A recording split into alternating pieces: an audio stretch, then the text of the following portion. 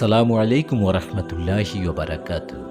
কেমন আছে? এসে পড়ে আজরাইল, যে নিজের মৃত্যুর ষড়যন্ত্র ১/২ মাইল দূরে বসে টের পায় না, সে তার জনতাকে কি দেবে?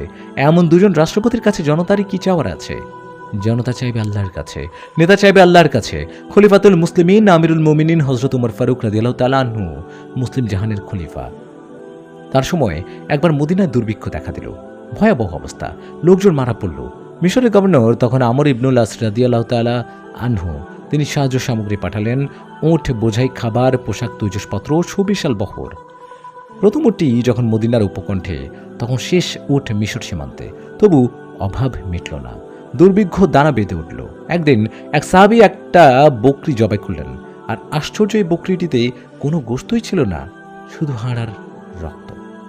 ওই সাহাবী এই ঘটনাকে আল্লাহর আযাব মনে করেই ভয় চিৎকার করে বেহুশ হয়ে গেলেন। ওই অবস্থায় তিনি স্বপ্নে আল্লাহর হাবিব সাল্লাল্লাহু আলাইহি সাল্লামকে দেখলেন। তিনি বললেন, আমি ওমরকে বুদ্ধিমান মনে করেছিলাম, তার কি হলো? জ্ঞান ফেরার সাথে সাথে সাহাবী ছুটলেন ওমর রাদিয়াল্লাহু তাআলা আনহুর দরবারে, চিৎকার করতে করতে, হুজুরের খবর আছে ওমরের কাছে। পরিবেশ এমন হলো যেন হুজুর সাল্লাল্লাহু আলাইহি সাল্লাম জীবিত। তিনি সংবাদ দিচ্ছেন। হযরত ওমর দাঁড়িয়ে গেলেন, সবাই উৎসুক। সাহাবী সব কথা খুলে ফেললেন। হযরত ওমর পরামর্শ করলেন, তিনি নিজে সিদ্ধান্ত নিলেন, আমরা সৃষ্টির সাহায্য চাইছি, স্রষ্টার হাত ধরছি না। সেজন্যে এখনই ঘোষণা হোক, অভাব আর অনাবৃষ্টির সময় হুজুর সাল্লাল্লাহু আলাইহি সাল্লামের আদর্শ ইস্তেগফার ২ রাকাত নামাজ পড়া হবে। ইস্তেশকার ২ রাকাত নামাজ পড়া হবে। সবাই যেন মাঠে জড়ো হয়। নামাজ শেষ হতে না হতে এতদিনের মেঘহীন আকাশে দেখা দিল মেঘের ঘনঘটা প্রার্থনা শেষ। মেঘের ভেতর থেকে বজ্র নির্ঘোষ আওয়াজ ভেসে এলো, আতাকাউল গাউসে আবা হাফসেন, অর্থাৎ তুমি ডাকলে আমি সাড়া দিলাম। আমি জনতা চাই সরকারের কাছে, সরকার চাই বিদেশির কাছে। আল্লাহ ক্ষমা করুন, না ভাই, চাইতে হবে পরম প্রভুর কাছে। তিনি শুনতে তৈরি। যদি সারা দুনিয়ার সব জিন আর মানুষ একসাথে চায়, তিনি সবার চাওয়া পূর্ণ করেন।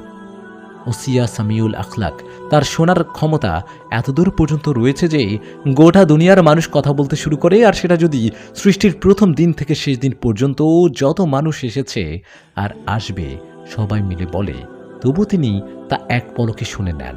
প্রত্যেকের আলাদা কথা, ভাবভঙ্গি, দাবি দাওয়া, চাওয়া পাওয়া সব তিনি শুনে নেন হুবহু, তা জীবিত হোক বা মৃত, যুবক হোক বা বৃদ্ধ, দানব হোক বা মানব, কীট বা পতঙ্গ, জীব হোক বা জানোয়ার, হিংস্র জীব হোক বা নিরীহ প্রাণী, কালো মানুষ হোক বা সাদা, আরবি হোক বা আজমি, পশতুতে হোক বা হিন্দি, আরবিতে বলে বা বাংলায়, উর্দুতে বলে বা হিব্রু, ইংরেজিতে বলে বা ফ্রেঞ্চ, ডাচ ভাষায় বলে বা ল্যাটিন, সারা দুনিয়ার সব ভাষাভাষীর মানুষ বলুক বা বিচিত্র নিজস্ব ভাষার জীব জানোয়ার, কীট পতঙ্গ, পোকামাকড়, সবাই যদি একসাথে আল্লাহর কাছে চাইতে থাকে, আল্লাহ তা শুনে নেন পলকে, এক মুহূর্তে। লা ইউস মিলহু শামআন আন শাম, ওয়ালা কাউলাম আন কাউল, ওয়ালা মাসআলাম আন মাসালা। আল্লাহ তাআলা এমন প্রতিপালক ও শ্রোতা যে কোনোভাবে, যে কোনো ভাষায় যা কিছু বলে শুনে ফেলেন। কোনো শোনাতে ভুল হয় না, আর প্রত্যেকের কথা শোনেন, কমা দাড়ি সহ। আমরা কি জানি কেন ইয়াকুব আলাইহিস সালামের কাছ থেকে তার নয়নের মণি, আদরের নবী সন্তান ইউসুফ আলাইহিস সালামকে কেড়ে নিয়েছিলেন, বিচ্ছিন্ন করে দিয়েছিলেন? ৪০ বছর ধরে পিতা পুত্র আলাদা ছিলেন কেন? মিশর থেকে শ্যাম দেশ, বর্তমান সিরিয়া, মাত্র ১ মাসের পথ, অথচ কেউ কারো দেখা পাচ্ছে না, জানতে পারছে না কে কোথায়, কতদূর, কেমন আছে। ইউসুফ আলাইহিস সালামের অনুমতি নেই যে পিতাকে জানায়, আমি কাছে আছি, পাশে আছি, ভালো আছি, কিন্তু না। ওদিকে চোখের পানি ফেলতে ফেলতে ইয়াকুব আলাইহিস সালামের চোখ অন্ধ হয়ে গিয়েছে। ওয়াব ইয়াদ্দাতা আয়না মিনাল হুজনি ফাহুয়া কাবিম। তারপর যখন দেখা হলো, ইয়াকুব আলাইহিস সালাম আবার চক্ষুষ্মান হলেন, বাপ বেটার মিলন হলো। তখন আল্লাহ তাআলা ইয়াকুব আলাইহিস সালামকে বললেন, তুমি কি জানো কেন তোমাকে তোমার সন্তান থেকে আলাদা করে দিয়েছিলাম? কারণ একদিন তুমি নামাজ পড়ছিলে, পড়তে পড়তে আচমকাই তোমার কানে ভেসে এলো ইউসুফের কান্নার শব্দ। তোমার দৃষ্টি পেছনে চলে গেল ইউসুফ আলাইহিস সালামের দিকে। আমি তীব্র অভিমানের সিদ্ধান্ত নিলাম, বিচ্ছিন্ন করব তোমাকে ইউসুফের কাছ থেকে। আমার সামনে দাঁড়িয়ে আমারই সৃষ্ট ইউসুফের দিকে আমার নবী দৃষ্টি, নবী হয়ে স্রষ্টাকে অবহেলা করে সৃষ্টির দিকে নজর। আল্লাহ তার সাথে কারো অংশীদারি পছন্দ করেন না। আল্লাহ তাআলা মহান বিশ্বপ্রভু, তার ভালোবাসায় কারো অংশী পছন্দ করেন না। আল্লাহ তাআলা মহান বিশ্বপ্রভু তার ভালোবাসায় কারো অংশই পছন্দ করেন না। ইব্রাহিম আলাইহিস সালামের মতো খলিল যখন তার নবী পুত্র ইসমাইলের দিকে বারবার মমতা দৃষ্টি ফেলছেন জবাইয়ের পূর্ব মুহূর্তে, আর এটা স্বাভাবিক, পিতা তার পুত্রকে এমন সঙ্গীন মুহূর্তে দেখবেই, তা জেনে হোক বা অজান্তেই। তো ঠিক তখনই অদৃশ্য থেকে রাব্বুল আলামিন ঘোষণা করলেন, ইব্রাহিম ছুরি চালাও, ছুরি চালাও। 70 বার ছুরি চালালেন ইব্রাহিম আলাইহিস সালাম। প্রথমবারেই দুম্বা রাখতে পারতেন আল্লাহ তাআলা, কিন্তু বারবার তাকে দিয়ে ছুরি চালালেন। ছুরি চালাতে চালাতে অন্তর থেকেই সব অপত্য স্নেহের উদ্দীপনা নিংড়ে বের করে দিলেন। প্রতিবার ছুরি চালাচ্ছেন ছেলের গলায়। আপন ছেলে নবী, বুক ভরা ভালোবাসা তিল তিল করে বলি দিচ্ছেন।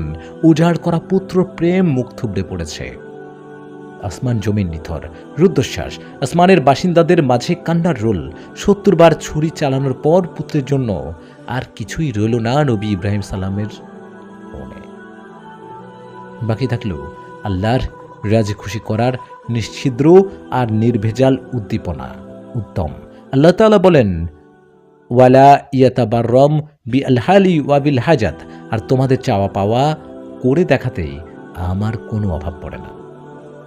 কোনো মানুষের কাছ থেকে যান বাঁচাতে চাও তো তার কাছে ধার চাও, সে তোমার বাড়ির রাস্তা ছেড়ে দিবে। কিন্তু মহান রাব্বুল আলামিনের সাথে সম্পর্ক গভীর করতে চাও তো তার কাছে তোমার যাবতীয় প্রয়োজন চাও, তিনি তোমার বন্ধু হয়ে যাবেন। তার রহমতের টুকরো টুকরো হয়ে চলে আসবে তোমার কাছে। তার কাছে চাইলে খুশি হন, না চাইলে নারাজ হন। তিনি এমন দেনেওয়ালা, এমন দাতা যে জান্নাতের সবাইকে একত্রিত করবেন। সৃষ্টি শুরু থেকে শেষ দিন পর্যন্ত যত লোক বেহেশতি হয়েছে তাদের সবাইকে ডাকবেন, বলবেন, আমার বান্দা আজ তুমি চাইবে আমি দেব। আজ চাও, লান কুমাতিমাল ইয়াউমা বিকাদরি আমালিকুম, আজ তোমাদের পূর্ণ কর্মের প্রতিদান হিসেবে দেব না, দেব আমার রহমত থেকে। কাজে চাও। বান্দা বলবে, হে আল্লাহ, আমি আর কি চাইব, তুমি তো সব কিছু দিয়েছ। না বান্দা, তবুও চাও। আচ্ছা হে পরম প্রভু, তুমি আমার উপর রাজি হয়ে যাও। তখন বান্দা বলে, আল্লাহ পাক বলেন, বিরাদা ইয়ানকুম আহলাকতুকুম বি দুয়ারি, আরে রাজি হয়ে গেছি বলেই তো এখানে বসিয়েছি। আজ এখন চাও, কি চাইবার আছে। চাইতে চাইতে ক্লান্ত হয়ে যাবে বান্দা। তখন আল্লাহ তাআলা বলবেন, সামান্য চেয়েছ, আরও চাও। আবার চাইতে শুরু করবে, ক্লান্ত হয়ে পড়বে তারা।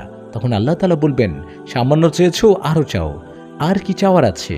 এখন পর্যন্ত তো তোমরা তোমাদের শান মতো চেয়েছ, এবার আমার শান মতো চাও। এবার বান্দারা চিন্তান্বিত হয়ে পড়বে। চিন্তান্বিত হয়ে পড়ার পর কি চাওয়া যায়, চাওয়ার তো আর কিছু দেখছি না। আজ তাদের বুদ্ধি কিন্তু পার্থিব বুদ্ধি নয়, বেহেশতি বুদ্ধি, বেহেশতি মস্তিষ্ক, বেহেশতি মেধা, তাদের বেহেশতি চিন্তা ক্ষমতা। তবু তারা আর খুঁজে পাচ্ছে না তাদের চাওয়ার আর কি বাকি থাকতে পারে। আবার আল্লাহ তাআলা বলেন, বান্দা আরও চাইতে থাকো। বান্দা আবার প্রার্থনা করতে থাকবে, ক্লান্ত দিশেহারা। তারা বলবে, ও আল্লাহ, আর তো চাওয়ার কিছু দেখছি না, কি চাইবো? আল্লাহ তাআলা বলেন, ইয়া ইবাদি কাদ রাদিতুম বিদুনি মা ইয়াশাকু লাকুম, আরে আমার বান্দা, তুই তো নিজের শান মতো চেয়েছিস, আমার শান মতো কিভাবে তুই চাইবি? যা, তোর শান মতো যা চেয়েছিস তাও দিলাম, আর আমার শান অনুযায়ী যা তুমি চাইতে পারো নাই তাও দিলাম। দাতা তো এমনই হওয়া যায়। এখন বলেন ভাই, এমন দাতার প্রতিপালকের প্রতি মন প্রাণ না সঁপে দেয়া কত বড় অন্যায়। এই অন্তরে আল্লাহ ছাড়া আর কারোর প্রভাব না থাকা, স্রেফ আল্লাহ, একমাত্র আল্লাহরই স্থান অন্তরে থাকবে। আর আল্লাহ তাআলা তার বান্দার কাছে চান ভালোবাসা। যেমন স্ত্রী চায় স্বামীর অন্তরে একমাত্র তার ভালোবাসা বিরাজ করুক, তারপর সে তাকে শুকনো রুটি দেখ। মানুষ যখন মৃত্যু আর পরকালকে সামনে রেখে চলবে, তখন তার সাথে সৃষ্টি হবে পরম প্রভু আল্লাহর গভীর সম্পর্ক। খেতে আর পড়তে সে আল্লাহ ছাড়া কারো দিকে ভরসা দৃষ্টি ফেলবে না। এই সম্পর্ক আনবে তার মাঝে, তার পরিবারের মাঝে, তার দেশবাসীর মাঝে অনাবিল শান্তি। তখন আর ঘটবে না কোনো দুঃখজনক ঘটনা।